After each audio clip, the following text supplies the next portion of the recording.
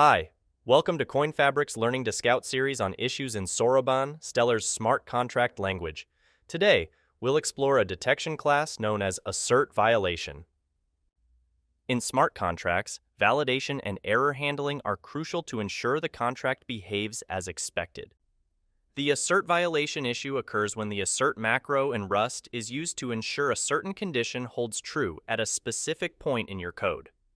If this condition fails, the contract panics, which can lead to unintended behavior and potential security risks.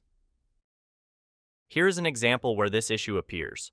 Notice how the assert macro is used to enforce a condition that the value should be less than or equal to 10. This code causes the contract to panic if the condition is not met, which is not an ideal way to handle errors. Let's run Scout on this code.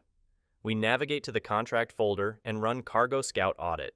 The warning related to assert violation appears, indicating the issue.